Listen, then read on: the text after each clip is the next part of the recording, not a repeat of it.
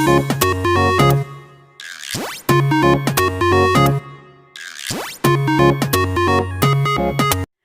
semuanya, perkenalkan nama saya Yohana Arvelia Kesetayanti dengan NIM 1833006. Saya berasal dari program studi Ilmu Keperawatan Fakultas Ilmu Kesehatan Universitas Katolik Musikaritas Palembang. Nah, pada video kali ini Yohana membahas mengenai penyajian data, terus tujuan dari penyajian data, prinsip penyajian data, dan masih banyak lagi. Oke, tanpa kelamaan lagi, cus kita masuk ke materi. Jadi, yang pertama kita akan membahas mengenai penyajian data. Nah, penyajian data sendiri merupakan suatu kegiatan yang dilakukan dalam pembuatan laporan hasil penelitian yang dilakukan dengan tujuan agar dapat dipahami dan juga dianalisa sesuai dengan tujuan yang diinginkan. Nah, sedangkan tujuan dari penyajian data ini sendiri ialah memberikan gambaran secara sistematis mengenai peristiwa-peristiwa yang merupakan hasil dari penelitian maupun observasi itu sendiri. Oke, kita lanjut ke prinsip dasar dari penyajian data.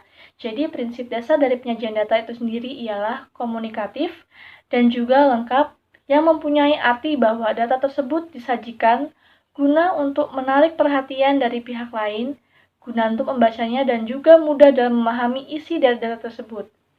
Nah, agar dapat menarik perhatian, data dapat disajikan secara komunikatif.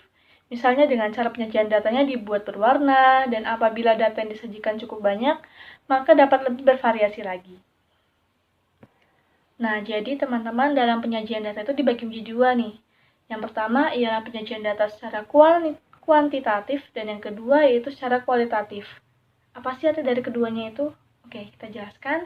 Jadi, penyajian data secara kuantitatif ialah penyajian data yang berisi atau berbentuk angka-angka. Nah, dalam penyajian data ini biasanya disajikan dalam bentuk tabel maupun diagram. Nah, tabel yang digunakan dalam penyajian data kuantitatif biasanya disebut dengan distributif frekuensi kuantitatif. Biasanya pembagian kelas pada tabel ini ditentukan oleh angka-angka yang didapatkan dalam pengumpulan data tersebut. Nah, penyajian data kuantitatif dalam bentuk diagram dapat dilakukan dengan beberapa jenis, seperti contohnya diagram lingkaran, histogram, poligon, dan juga ogif. Nah, histogram sendiri berfungsi untuk menghubungkan antara interval kelas dengan frekuensi, sedangkan jika ogif menghubungkan antara interval kelas dengan frekuensi kumulatif.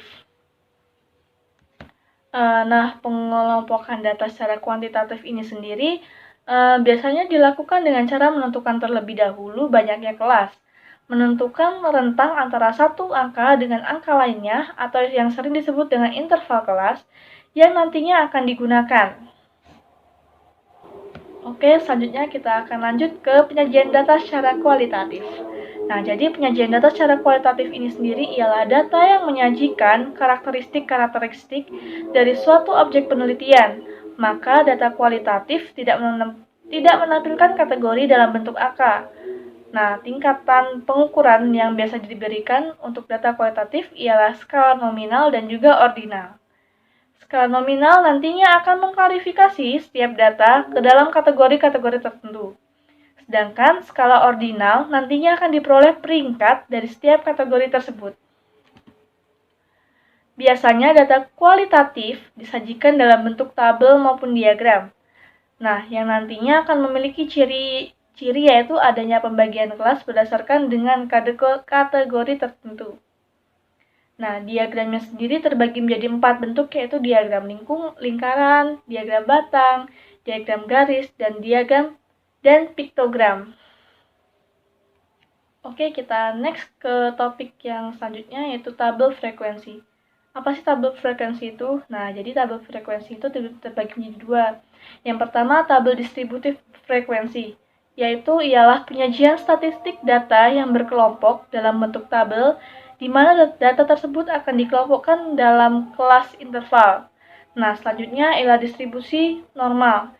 Jadi distribusi normal ialah distribusi probabilitas yang paling banyak digunakan dalam berbagai analisis statistika.